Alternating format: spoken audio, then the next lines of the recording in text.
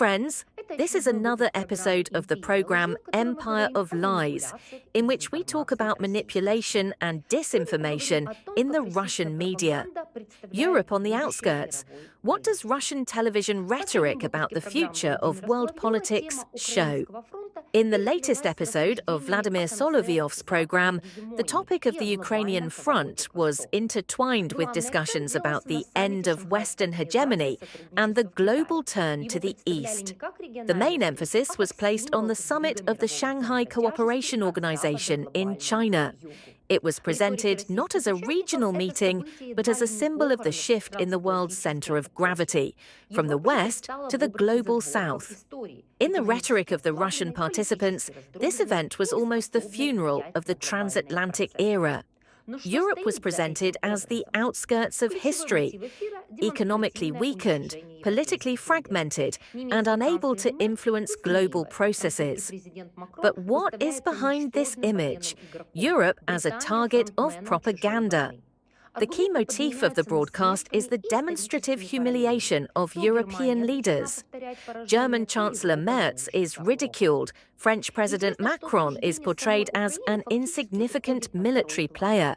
Britain as a frontman of someone else's war. Arguments are replaced by ridicule and historical parallels. Germany is doomed to repeat defeats. Europe does not learn its lessons.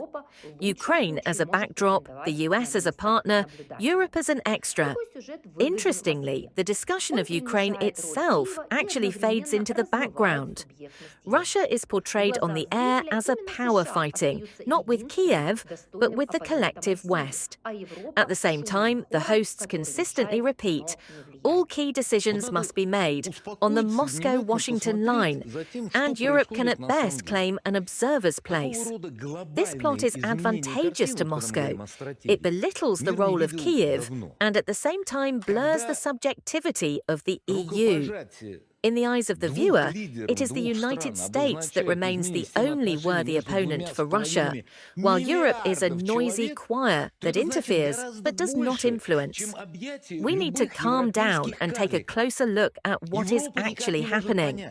The world has not seen such global changes in the picture for a long time when we talk about strategy.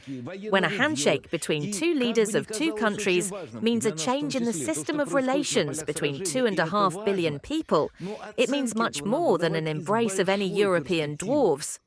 Europe cannot understand. It has turned into an absolute backwater of the world economy, world politics, military affairs. And no matter how important it may seem, including for us, what is happening on the battlefield, and this is important, but this must be assessed from a long perspective, because this is a reflection of global processes that are happening when the era of European dominance is ending, and with it the importance of the Americans is falling to the level of a regional power.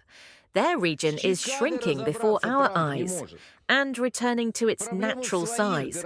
That's why nothing worked out with Greenland, nothing worked out with Canada, nothing worked out with Panama, nothing worked out with Mexico. I went lower, maybe something will work out with Venezuela.